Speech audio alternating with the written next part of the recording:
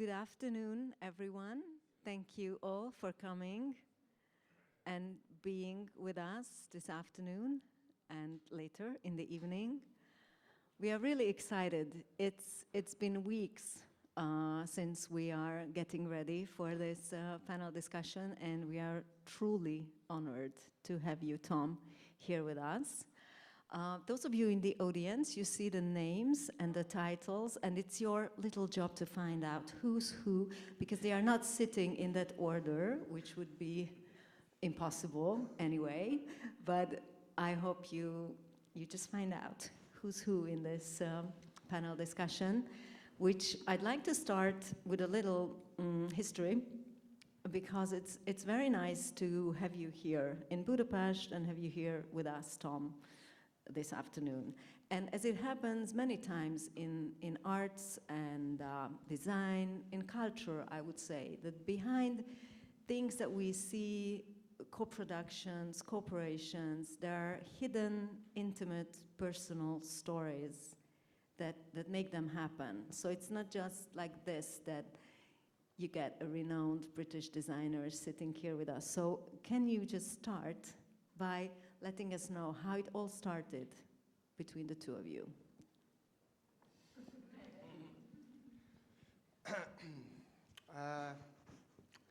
Thank you, Tom, for the possibility to be the first. It's so comfortable. Thank you so much. I will. To be honest, I will never forget the first moment we met each other. And on our way to town in the car, we were speaking about so long what happened between us. I don't know, maybe 15 years ago, which is not 15, but 12 or 10. We never know exactly. Colleagues know much better than me. And it was a great opportunity and a sudden short meeting to introduce ourselves and who are we, what we do. And at that time, we were much different and much smaller and not so big company like now. And we had a talk with the former head of sales, and this is the person Tom remembers well. It was Ashley Gilbert and Nina Morris, and we met them for 20 minutes, and it was the time period to introduce ourselves. And after 20 minutes silence, finally Ashley decided that he can let us run. What do you mean by 20 minutes silence? After you had 20 minutes discussion, okay. At 100% Design London Fair. It was super crazy. And after 20 minutes, he has decided to go with us, and we can be the Tom Dixon dealer in Hungary. Tom doesn't remember well. Well, he should. but he will tell probably a different way of the situation. But after that, in a short time period, we have opened the first showroom in Budapest.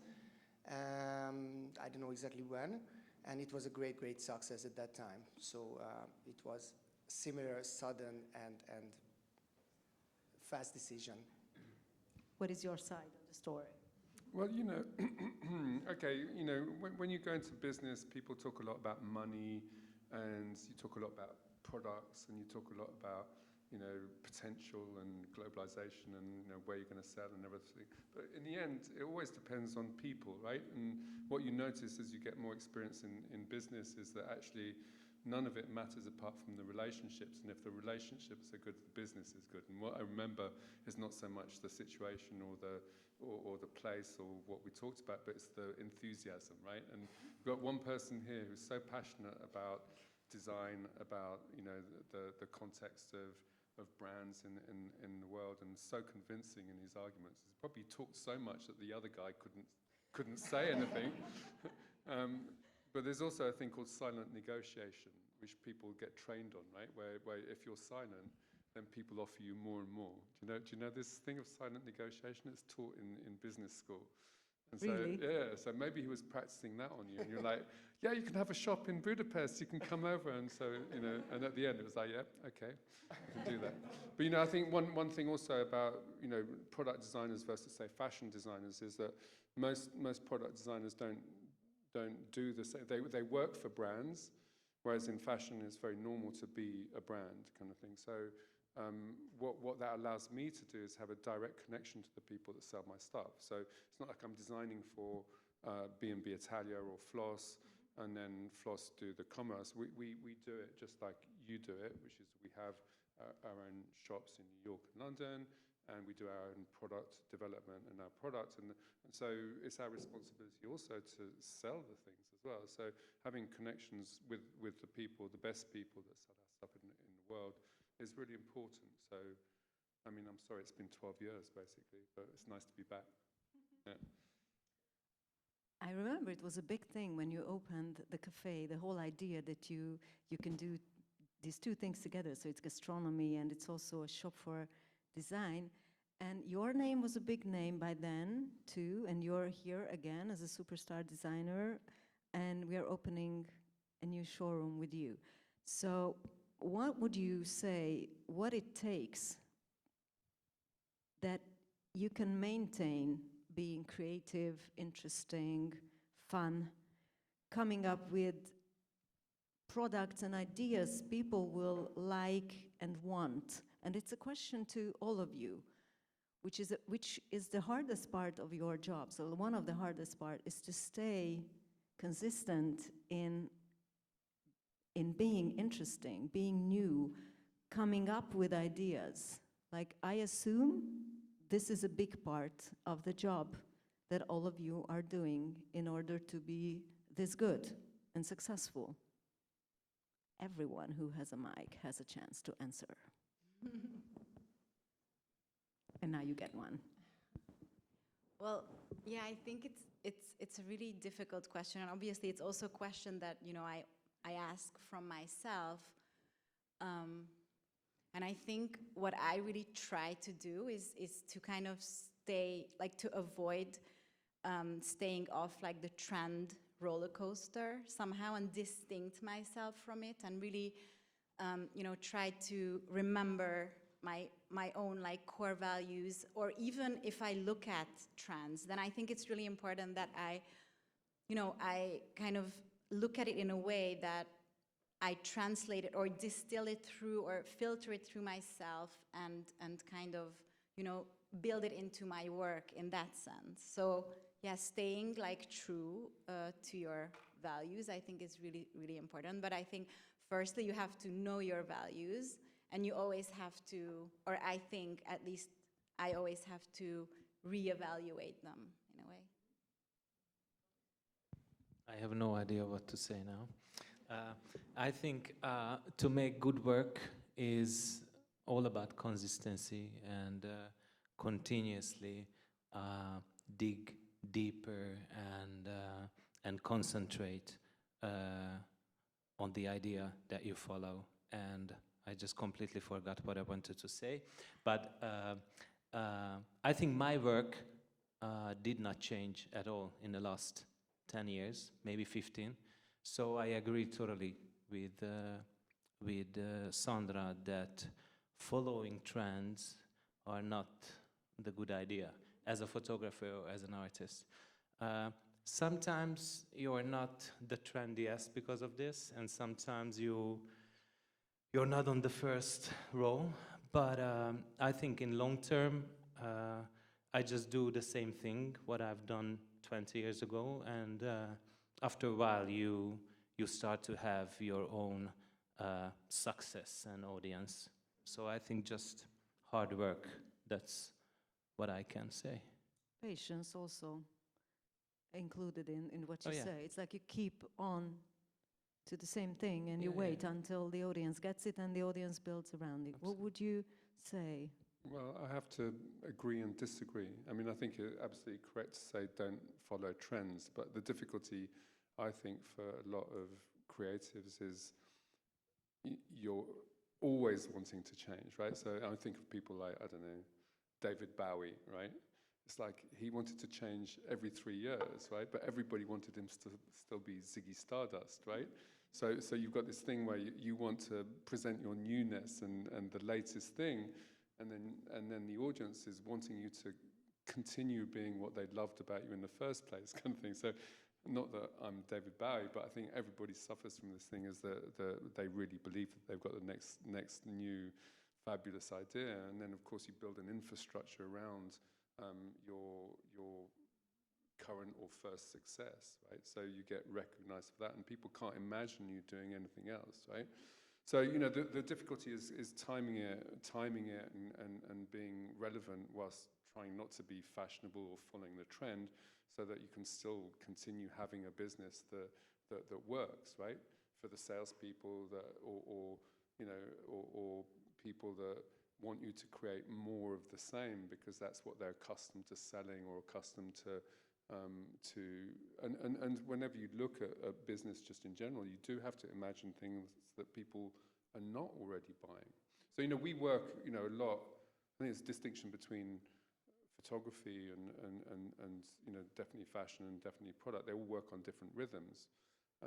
But we already have to be working 2 years in advance because it takes 2 years to produce something, right? You know, to find a factory, to develop it to quality, to get it at a price that people want, and then launch it. So we're always gambling on what things might be like in a couple of years, whilst carrying the load of what we're already making, and people want more of that kind of thing. So it's a balancing act always.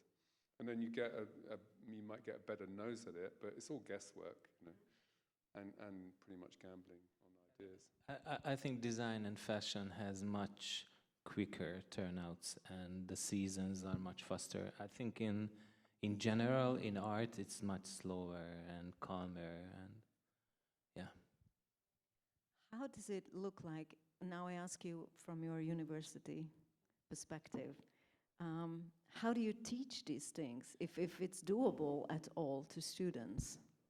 Well, we try to show them stories and career paths, or just inspiring people who did this and that, of course, relevant things, and we hope that they can learn something from that. So basically, our teaching structure is built on personal relationship between the teacher and the mentor. So the teacher and the student, and the teachers are the mentors. And so we show them our stories, we show them other people's stories to inspire them. And I think it's also important to say that sometimes you can be really stuck in your own thing. So exactly what you said. So sometimes it becomes a burden. I experienced that.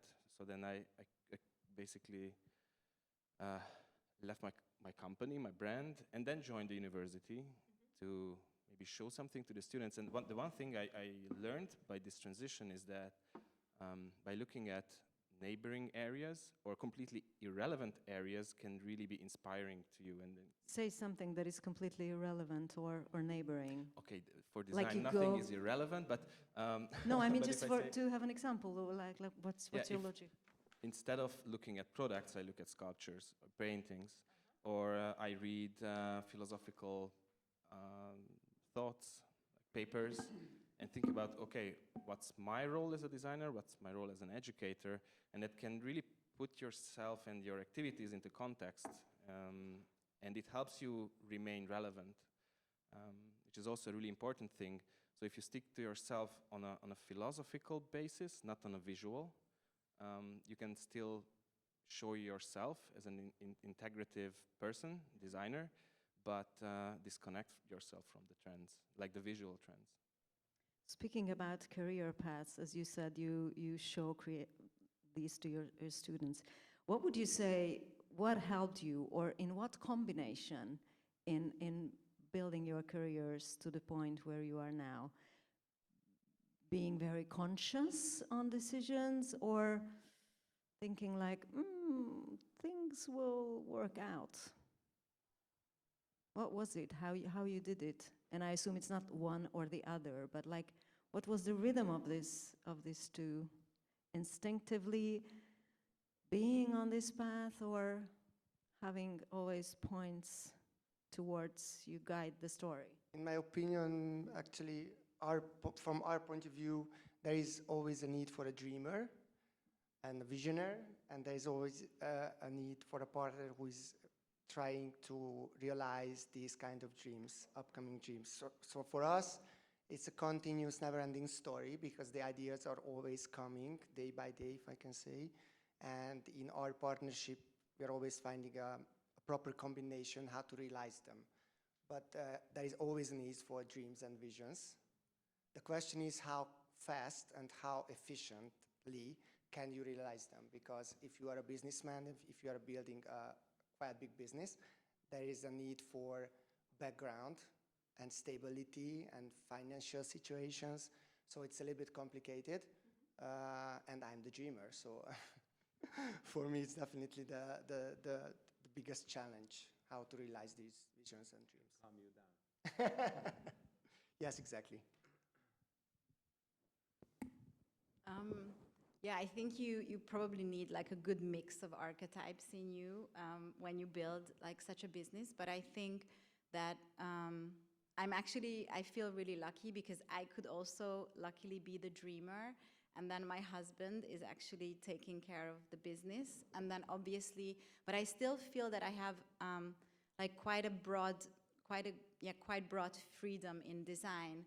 But at the same time, you know, Nanushka is more a business than like an art initiative. So with our designers, we really need to design into like a framework which is backed up by our merchandising teams, business insights, and luckily it's merged with like a good amount of intuition and possibility of like free design thinking as well. So I think there needs to be a good balance between the two. So you feel free in this structure, so it's not like it... Yeah, but I think that's also probably because I also have, I think, a business side, which probably I inherited from my mother. Like, I do love the act of selling as well, and I do care about numbers. So I think I also have that in me. So I don't feel like solely an artist or a designer.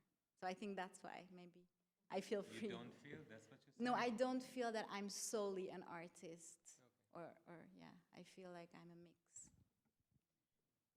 I don't know. We don't take this answer. I don't know. Like, how was it with your career? Like, did you... I don't know, for me, I always make decisions from my gut. I think for me, chemistry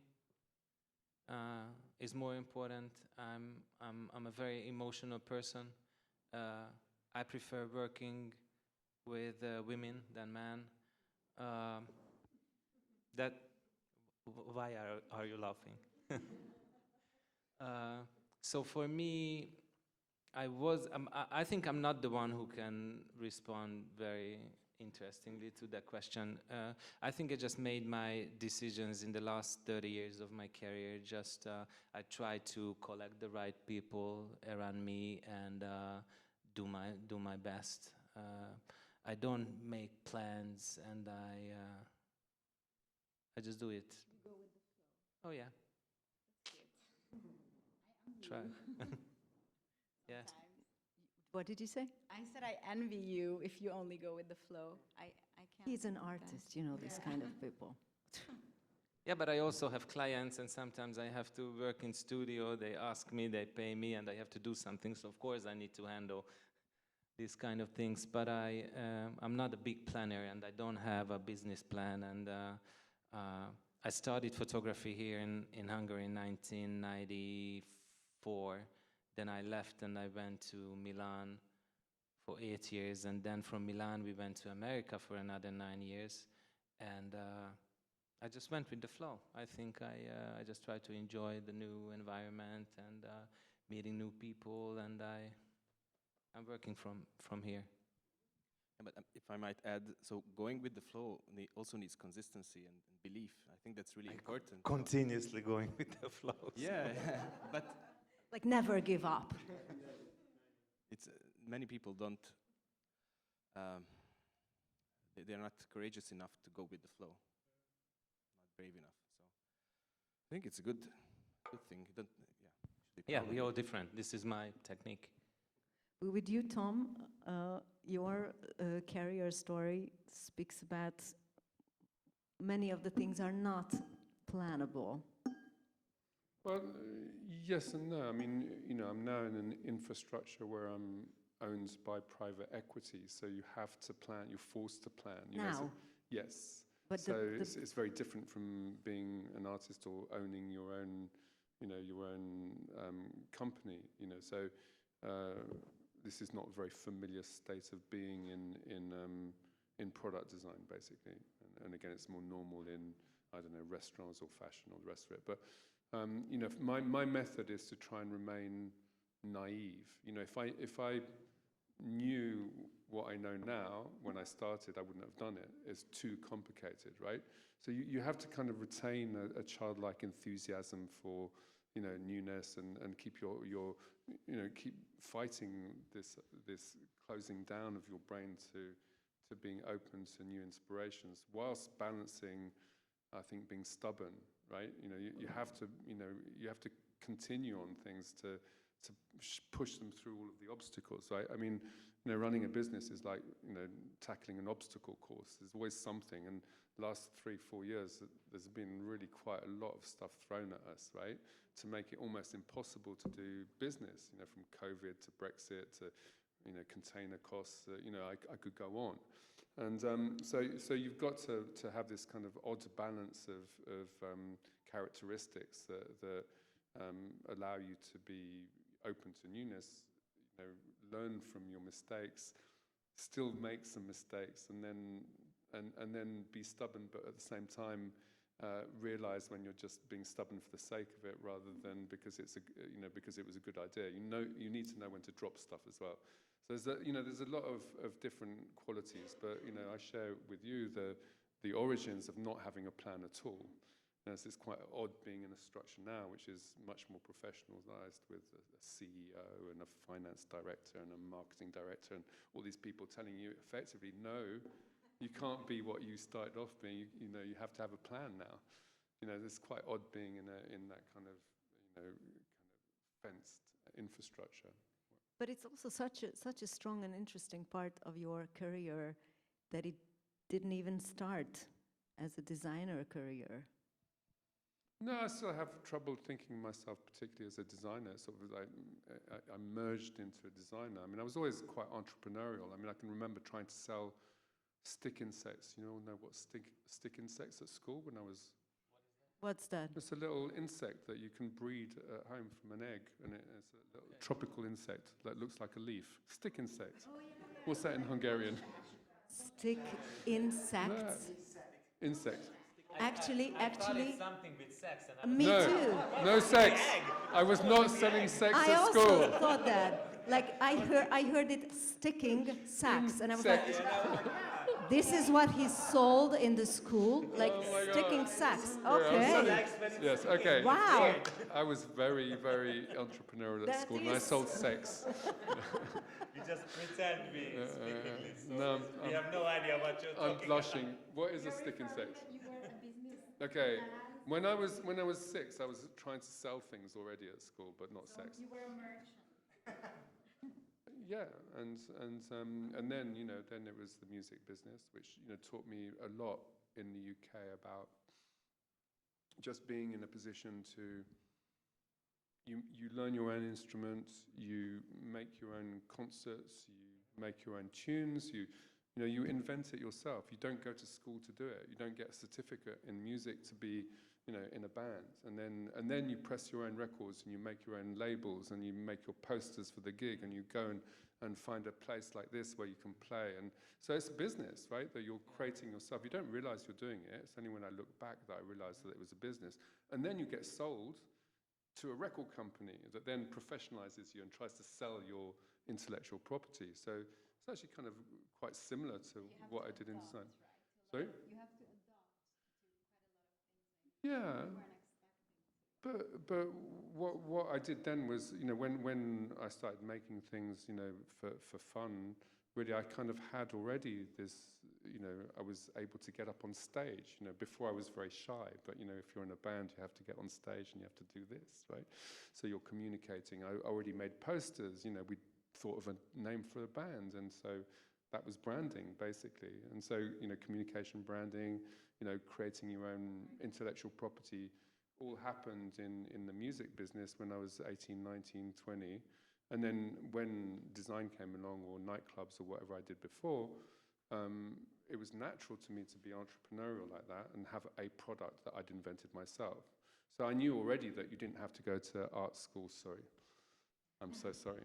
to become to do something because I'd done it before somehow. Yeah. I can tell them. Why don't you use your mics? This is an important part of a panel discussion that you talk to your mics. Yeah. What was your instrument, Tom? Bass. Bass.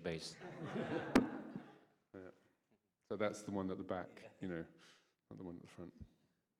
You kept referring to knowing your values, knowing who you are, seeing the world, being open to many different, sometimes even crazy or useless things. But how do you maintain this openness and this connection to your deepest, truest self when a business gets big and there are so many things to be taken care of or to consider as an aspect? So how do you keep your own space to be able to do the intellectual work or the emotional work, however we call it, but how do you separate yourself from the size of the business?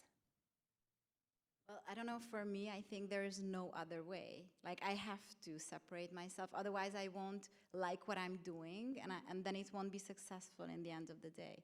So I know that this has to be part of my work, and I just have to, you know, have that room or that little, like, safe space or free design spirit. Like, I don't know, I just, and luckily the people I work with, they understand this, so you know, it's not, obviously we have, like, you know, arguments and whatever, but I just think, like, it's, yeah.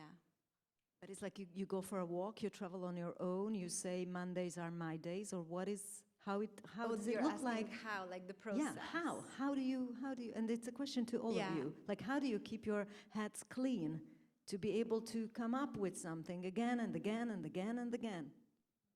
I book fake meetings, and then... You book fake meetings? Yes, in my calendar, so others cannot book on it. Oh, good. Wow. Then I have time to do the creative work. That's a good one. It's a secret. I need to go now, kinda. So? Yeah, I also have booked, like, I need to book it in my calendar, like research day, Sandra, that's in my calendar, and then everyone sees that, And what do you do? Even if you call it research, like how do you usually when I travel, like, I take a lot of photographs with my phone. That's one of the processes, and then I distill those photographs and I organize them on these certain days. I also have, like, a sketchbook with me usually when I travel, and I kind of go through all my notes on these days and try to create from those. Mm-hmm. My God, that's so organized. Yeah. That's You're very so organized. organized. No, I like the idea of scheduling and creativity and making notes, but I don't do any of that. I mean, what happens to me is it got more and more, you know, I'd forgotten, I wouldn't say I'd forgotten how to be creative, but I think COVID was really my secret, you know, where we weren't allowed to go to work anymore, and there was nobody to tell what to do. Like, I didn't have any assistants and nobody to tell me what to do for a while, right? So suddenly you were not allowed to go anywhere. So I had a friend who had a greenhouse, like a commercial greenhouse, growing orchids, and they had so much luminous space. And so I pretended I was an agricultural worker, and I went to the greenhouse, and I spent a year in the greenhouse just making stuff from anything that was around with nobody telling me what to do. So I remembered why I was doing it in the first place, just the pure joy of making stuff and having, you know, just not having a business plan or or an idea, but just playing with materials again, like I did, you know, right at the beginning. And that really refreshed me. COVID was it was obviously a disaster for a lot of people. And it was very difficult for us with the restaurant business and with the retail business and all the rest of it. But from a creative perspective, it just gave you that space that you're having to book in and that you're making schedules for. But having time is just the most precious thing. And then having space is the other precious thing. And then having the light of a greenhouse when everybody was in houses. The greenhouse is so luminous, even in the winter. It was just amazing. Lucky you to stay in a greenhouse. It's much easier challenge for me because I'm completely not organized. So sometimes I'm acting the opposite way and trying to gather valuable people around me and trying to get their attention what I'm doing and what is the next step and the new idea. So this is maybe my solution for wouldn't separate myself from others, but the opposite, gathering more valuable people who are listening to me and hear my voice, not my voice, but my message, what I'm doing, what is it about. So it's just stupid acting, maybe. Zoli, you as an artist, it must be very, very important to you too to have this clear. I think I don't have the most relevant response for that question because I don't. Let me come back to you with the ones that you already had. First, you said, I don't think I want to say anything. Then you said, oh, I completely forgot what I wanted to say. Then you had twice, you said, I doubt. I told you guys I'm not the right person for that talk. Oh, right. So I'm sure I you don't have run. your I tricks. don't run a big business. I don't But it's don't not have people business-wise work. interesting. It's interesting to be. Yeah, but I don't want to fresh. divide my professional work from my personal work. No, I want to know how you keep yourself fresh as an artist. What's your trick? How you make your own space in your head to come up with something that's relevant again? I spend at least 2-3 hours alone every day, strictly. Thank you for Nelly sitting in the back. And yes. And I walk every evening alone, and having time, I try to read a lot and don't looking at images. Yeah, more or less. I want to be a photographer. I don't have too many people I need to contact to. I'm working mostly alone, and when we have a bigger project, of course, I plan my team, but it's like 10-15 people for something like a film project. Sometimes it's for 10 days, sometimes it's for 6 months, but I don't have like 200 people and important decisions day by day and fully scheduled days. I'm just working alone. I think it's a more calmer and more comfortable than run a big business like you guys. Sure. You spoke about the beauty of that greenhouse and the light that you experienced there.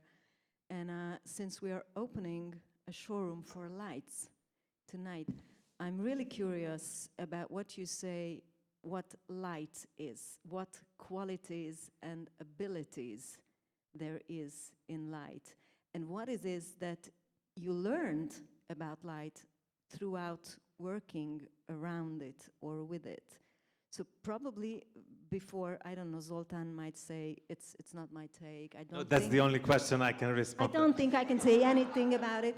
But anyway, if we just think about the selfies that we make in a given room of our given face, the difference there is, from certain angles, we look like ourselves, from certain angles, we don't. So there's this immense power of light above us. So what would you say you learned about this quality of light? You're asking me directly now. Okay. I'm asking you directly, hoping that this is your question. Yes. I'm fingers crossed. Maybe maybe that will be the worst from. Okay. So actually, I'm thinking in images as a photographer. So if I need to recall or memorize anything, I'm making through images. That means if I need to remember to a music, I try to remember not for the melody, but for a picture of it. If I need to remember text or any emotions, I do through images, which is lit, which is light on. And I love natural light as a photographer. I think it's a little bit hard to verbalize the difference between natural and artificial light, but I think natural light is so around us in a very different way.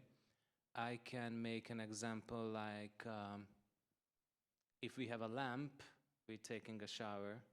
If we working with natural light, we're swimming in the ocean. It's a much spacious and more, it's natural. It makes completely different skin texture. It has a different cast of shadow. If you can imagine, when we shoot outside, the entire light is from horizon to horizon. You can't fake it in a studio. You always have a direct light from somehow, and you try to make it to take it to light from a bigger surface, or you try to reflect it, but it's not even close to natural light. So I think natural light is the thing that I like in photography, and I use mostly. I don't use flash anymore at all. Sometimes on some commercials, but not really. Yeah, is that enough? It's like an answer. Yeah, and I'm very happy. The rest of you. Thank you.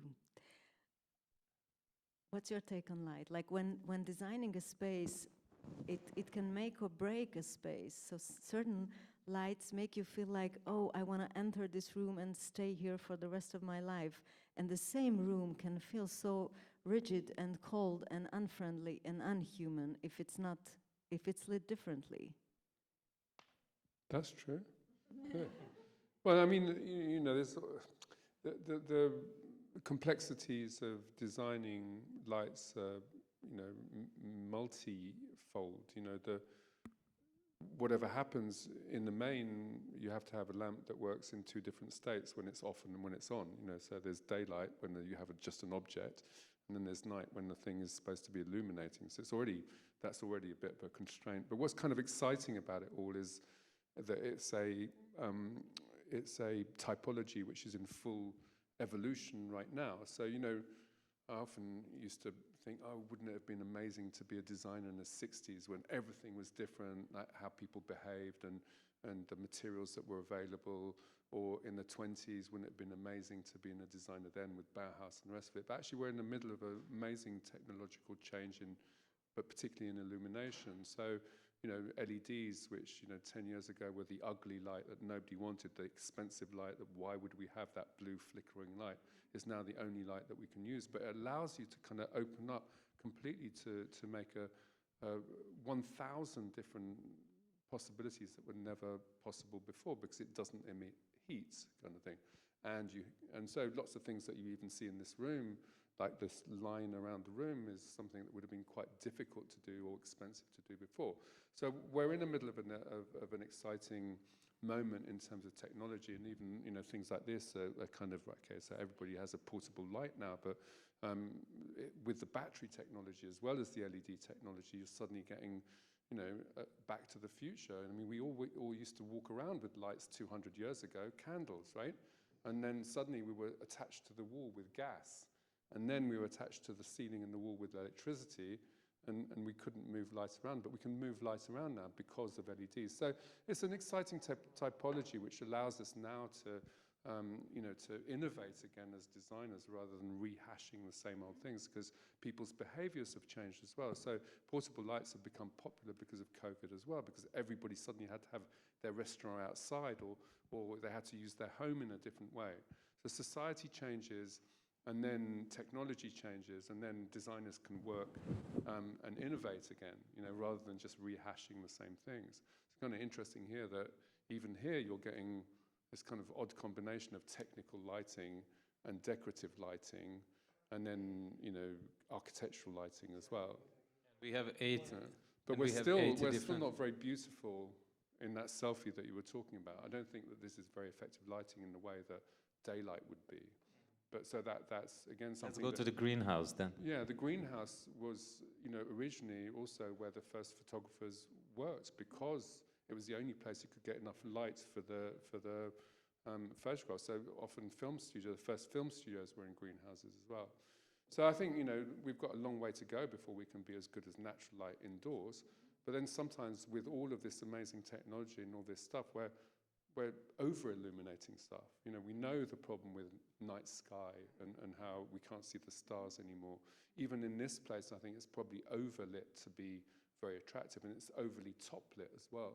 So, you know, it's kind of an interesting field that a lot of people feel very nervous about. And what's kind of great about Solinfo is that what they do is they explain how and you know, they help you with professionals, you know, because it's still a field that is very difficult to explain because it's a kind of intangible.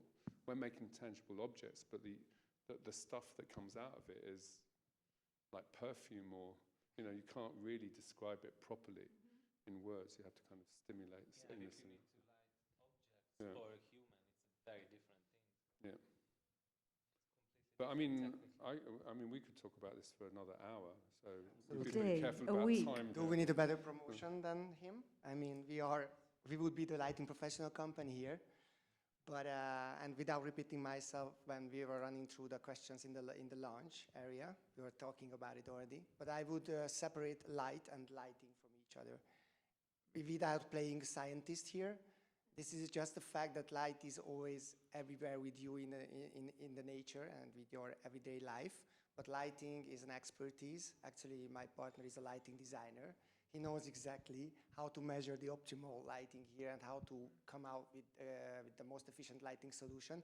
And as Tom said, lighting is seriously divided to several different parts like architectural, industrial. LED is an individual business nowadays, improving every week, not every month or every year, but every week.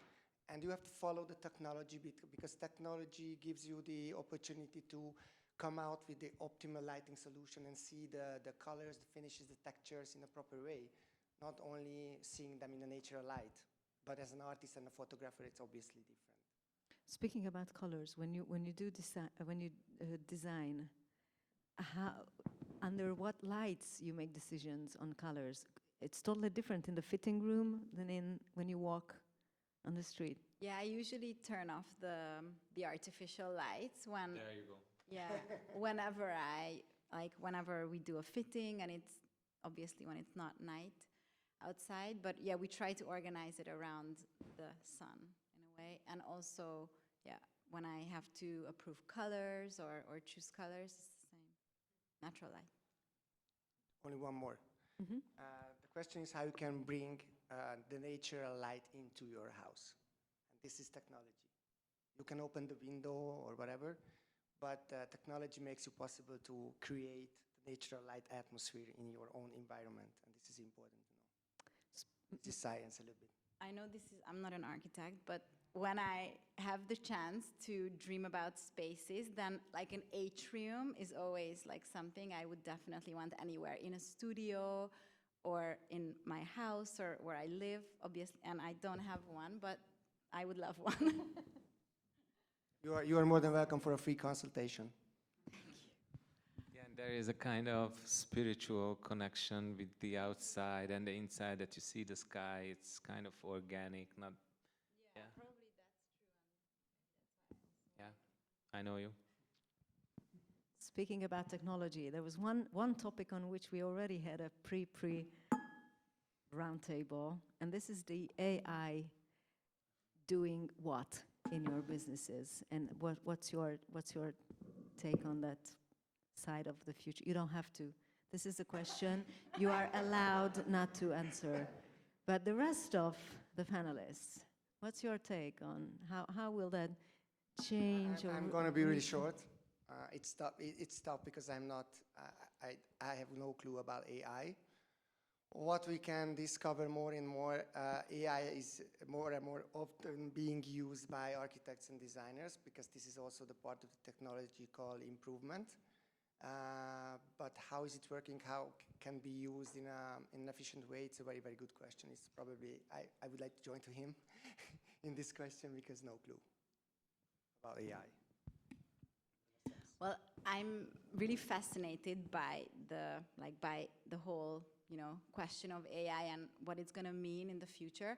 We didn't integrate AI consciously into our business, and my take on it, if I imagine the future and also the luxury industry, I think the luxury industry will really remain pretty much a human-based design process, even if there is AI. And I think the reason for that is because luxury cannot exist without you know, like the human touch or intuition or I have this note, yeah, imperfection. I think this is like such an important, when I was thinking about this, like AI is not capable of being imperfect. And actually, like, the only designs I'm in love with is when there is an element of imperfection or an element of surprise. So I think AI will more support us rather than take our job. Try out early versions of AI engines like Dolly 1 and first version of Midjourney. They are super buggy, really, really super bad, full of mistakes and errors, and it's really inspiring, actually. Yeah. So there's a strong debate about what AI will bring in the academic community at MOME, and we still don't know. But I feel like it's over the peak of the hype cycle, so it's now slowly transforming into tools that we can use, just as you said. But the development is ongoing. There was this one point where they introduced the generative AI tools that can be used by anyone. These tools were around for like 10, 20 years, but it was only used in science studios and like in development companies. And when they made it public, everybody thought they can become a designer, they can become artists, and started using it. And then the artists and designers were a bit afraid, oh, what will happen? But now it's maybe starting to get into place. And the students are also using it. There are some universities who ban it, so you shouldn't use. We actually try to encourage them to use it, but to use it in the proper way. So not, for example, not for figuring out what challenges they should take on as designers, but to help with, I don't know, finding the right resources, creating maybe inspirational images, or just provide sources for inspiration for the students. And of course, they use it to create bad sketches and put them into AI, and then it's shiny but still bad. So like there are these mistakes, or like, I don't know, they are trying out what it's capable of. And we're also learning by looking at them how they experiment with these AI tools, but it's still under development. Also a bit maybe over the hype cycle. Yeah, no, I was just thinking, sorry, just responding to you, that actually I think maybe how I could imagine AI could be interesting to me in my work is like if it could present me possibilities, kind of like present, okay, these, like, you know, like kind of present possibilities. And the reason What sort of possibilities? Well, like design possibilities. Like maybe I give the ingredients and then it mixes and just shows, I don't know, like a silhouette. Will help you to find the right idea.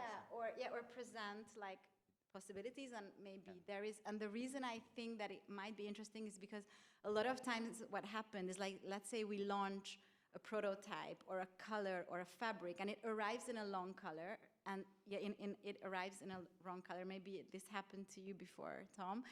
And then actually I like it better than the one I was like intentionally choosing for it. So maybe that's why it could be an interesting.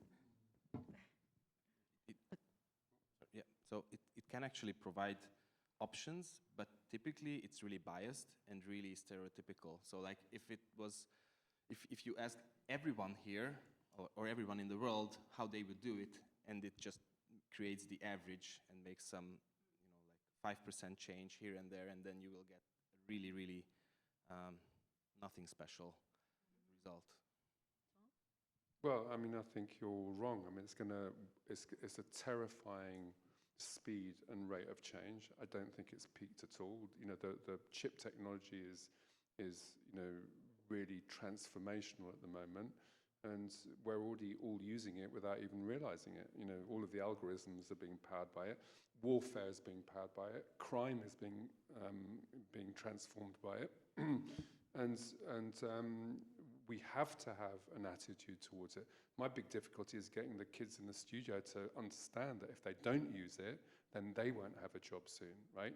So, you know, I think everybody has to have an attitude, and that attitude might be, I'm going to be the opposite. I'm going to be more manual, I'm going to be more glitchy, I'm going to be more human, but you still have to have that attitude and know what's coming to wipe out most of the professions, teaching, you know, journalism, you name it. It's all, and you know, we've got to remember that the tools that you're talking about, which are glitchy or not you know, not perfect right now, or everybody's using or scraping everything on the internet and giving averages, are transforming every week.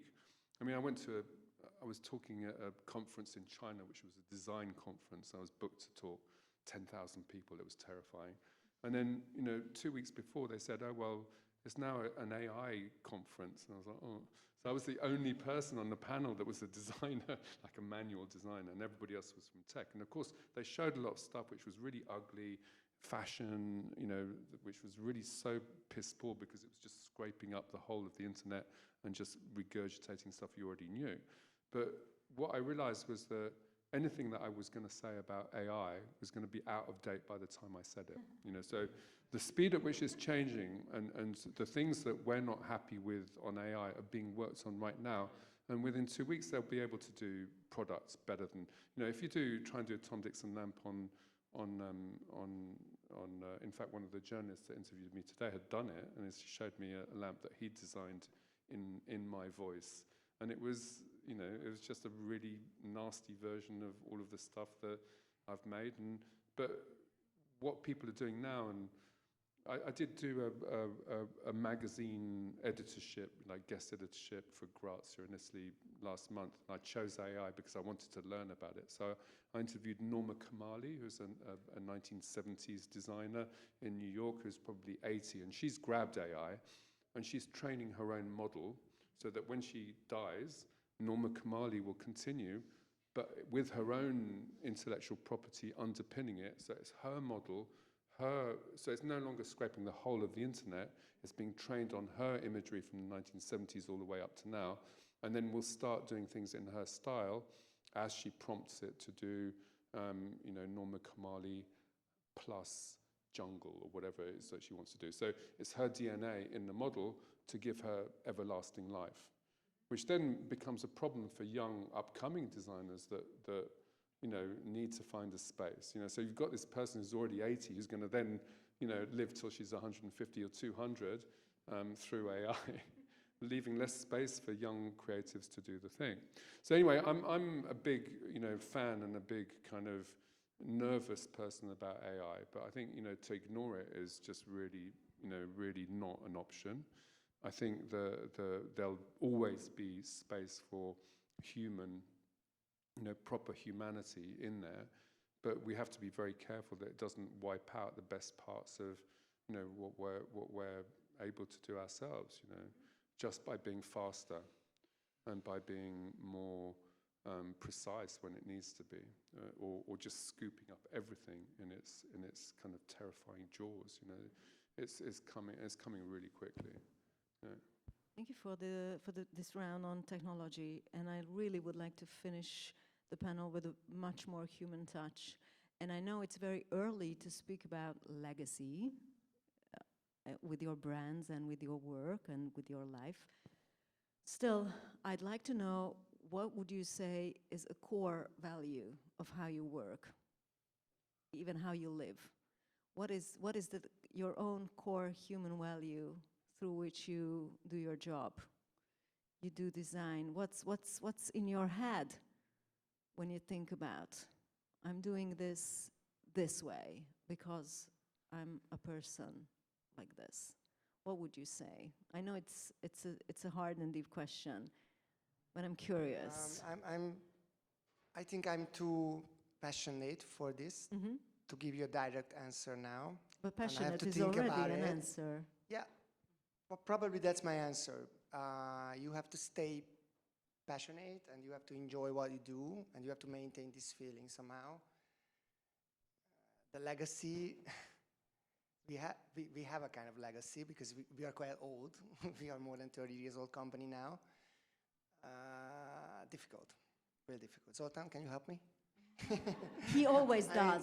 He just runs to the situation. Oh, right. No, I'm just kidding. I think I have no idea how our relation will be with the image in long term. As I say, Instagram and the very fast visual noise that we live in. I prefer much more the thought provoking images, this calmer, when you take time with a painting or with a photograph, and I have no idea how the future generation will connect the images. I think this kind of photography, which I really enjoy and do, it will disappear soon because of AI and virtual space and all these things. Yet now when you do your work, Yeah. from what part of your guts or heart or mind you do this? You might say you do this within your head, like saying that it changes so fast, yet you want to keep to your own values, which are what? I think passion was the best word. I just continue working on the same way as I did. I don't know if it's legacy or I don't know. That's my way of doing it. Added value continuously, not only making your job in a normal way, but create added value. Try to do it. Sandra? On each of your platforms, because you have a lot of different platforms. So that's what I'm saying. I'm fine, thank you. Now that you finished, he's giving you the mic. No, well, it's really hard, I think, like a legacy, is such a big word. I have more thoughts, maybe not the legacy, but I just think like what really drives me as a designer is really passion as well. Like I really love to create beautiful things, or love to try to create beautiful things, and I'm just really, mesmerized, or I'm really still fascinated when something becomes like 3D, which was just an idea first, then a sketch, and then like on a fitting, I see that, oh my God, this exactly looks like how I imagined it. And that feeling is, I think, really special. Also, another thing that drives me is that I really believe that spirit shines through matter. And I believe that spirit kind of shines through our garments. And I think also that's why that element of human touch for me is really important. And I think it really also amplifies the spirit of the wearer in a way. I don't know, I have a lot of things. I can stop now. Yeah, thank you for your spirit. I'm wearing the spirit now. Actually, it looks amazing on you. Oh, you're so kind. Yeah. So, yeah, I mean, legacy. What was kind of interesting about the furniture and lighting business is that actually, unlike fashion, it sticks around, or even imagery. I like to tell the story that I live with my great-grandmother's writing desk, which is actually quite a good computer desk now, but she bought these pieces of furniture as antiques herself. So they were Louis XVI, quite ornate, black, lacquered furniture with gilded thing. And it looks great in a contemporary interior, but it's something like 7 or 8 generations. And I'm old enough in the game now to see my stuff arriving in junk shops and in antique shops and in auction houses, right? So I have all of these 3 different levels of success in legacy. So in the junk shop, cheaper than I sold it, sometimes a bit scratched up. In the antique shop, actually looking quite nice, sometimes with some proper real antiques of things maybe I did 20 or 30 years ago. And then in the auction houses, suddenly selling for much, much more than I sold them in the first place. So that's a real success. It's like, right, okay, this has become precious now, So, I mean, it's a problem for us because, if I make something, particularly a chandelier, unlike in the fashion business, it goes in the closet and then maybe vanishes for a while. It's there maybe 10 years later. I can get very embarrassed to see my things, that I don't like anymore. But then it's really nice to see them come back and be revalued on eBay or everywhere else. So I think it's fortunate to be in a kind of category which is, I wouldn't say sustainable, but if you get the things right and you make the build quality correct and you make it not too fashionable, then the things will endure and endure for not forever, but some things like glass. I've visited the museum in Murano where they have Roman glass from 2,000 years ago, and that would be a legacy, right? That would be quite a good legacy. But I think, you know, more and more important now is that thing of making things that are not throwawayable. There's a much more important subject which, you know, I'm trying to tackle a bit more, which is the big sustainability question, how you make things which have a less toxic impact on the planet just generally, and that's what every company it needs to think about. It's what every student asks about in a lecture, and it's something that everybody's got to try and have a position towards, right? Which is how you make things which you know, regenerative or sustainable in some way, right? So that will be, you know, that's things that I'm working on at the moment. Not all successful, but which would be then more legacy orientated. Legacy is a big word. I agree with that. So what I'm thinking about is what values we pass on. And when you're teaching, it's one of the most enjoyable things in teaching is that you can pass on what you learn from your mistakes, what you learn from your success, and maybe somehow try to share some values you built during these times, and then they would go on, possess those values and do their own stuff according to that, and that's a really good feeling. I can tell you one example. It's not really from my teaching part of life, but before there was an intern at our company from the US, really young guy, really enthusiastic.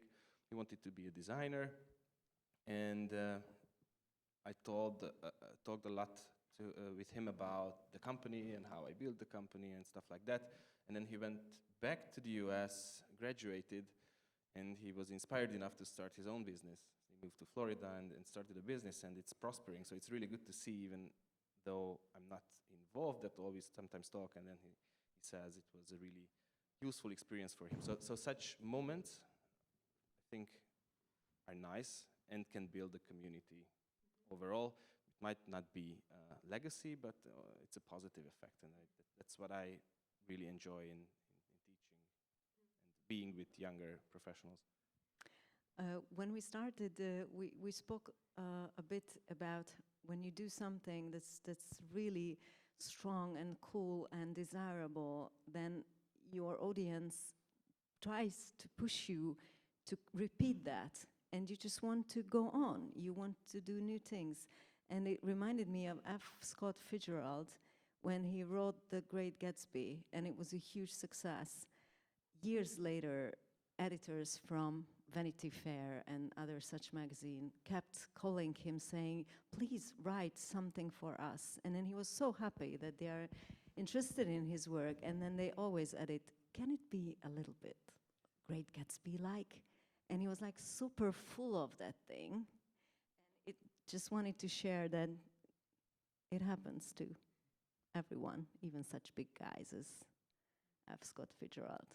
Thank you so much for the stories, for the insights into business and private and personal and professional. And thank you so much for spending this time with us and listening to our panelists. Thank you. Thank Thank you.